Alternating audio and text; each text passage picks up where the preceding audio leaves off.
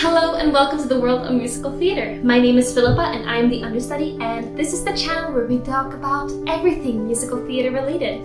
This video is part of our larger series going through the history of musical theater, and today we are discussing Evangeline. Let's learn.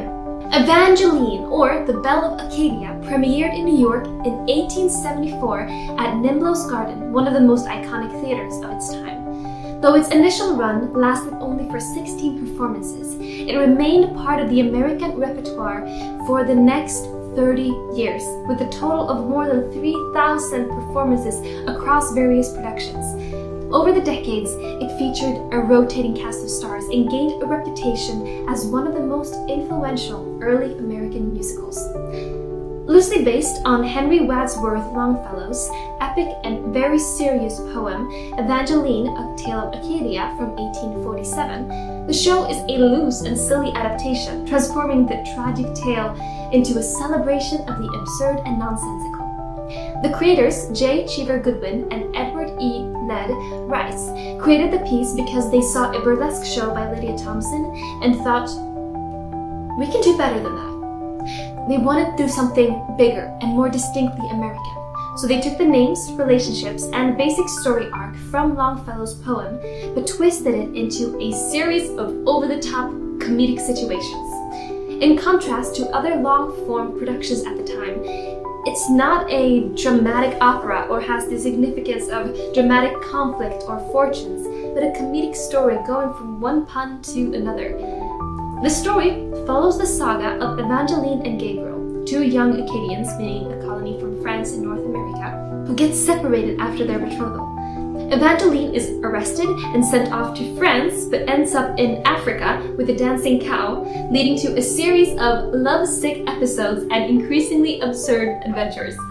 Memorable scenes include a four-legged dance by Evangeline's pet cow, an encounter with a whale during a quick dip in the sea, and a balloon ride home from Africa. The show also features characters in drag and trouser roles, meaning women play men, adding to its campy, boundary-pushing nature. Goodwin wrote the libretto, and Rice wrote the music, which is praised for its beautiful melodies and orchestrations. Despite Rice having no formal music training, he actually claimed to have written between 300 and 500 songs for the show, though this, along with a lot of drama between the creators being thrown around in media, was most likely an attempt to create buzz about the show and get people to see it. Rice actually worked closely with J. John Braham, who is a composer who also worked closely with Gilbert and Sullivan for their American productions, to transcribe, arrange, and orchestrate the tunes and melodies that he created. Among some of the more famous songs are Where Art Thou Now, My Beloved, for Gabriel, and In Love with the Man in the Moon, which was added for subsequent revivals. Evangeline has been called everything from a burlesque to an extravaganza to an opera buffet, because there wasn't a fitting description for it at the time. However, now widely regarded as a foundational American musical.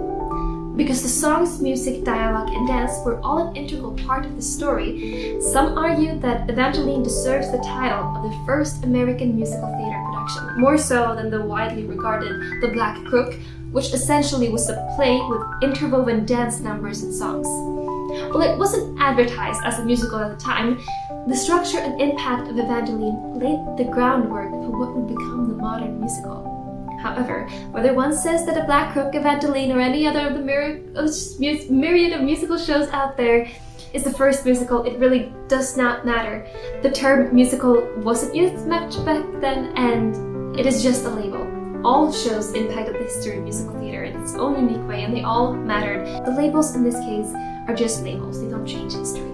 However, Evangeline was the first American musical production written by one composer and intended specifically for the production itself. It was a unified theatrical work and laid a foundation for what musical theater would be, and captured the imagination of an entire generation. We can even see, whether intentional or not, elements of the show echo in musical theater history.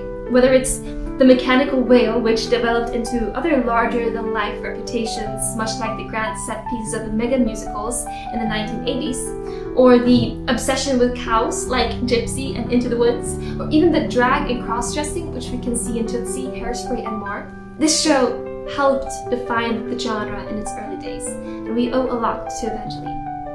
That said, thank you so much for watching. If you like these kind of videos, hit the like button and subscribe to the channel for more content. I am making more of these videos, and there's probably a lot of them already out there. But yeah, have a wonderful time, and I will see you in the next one.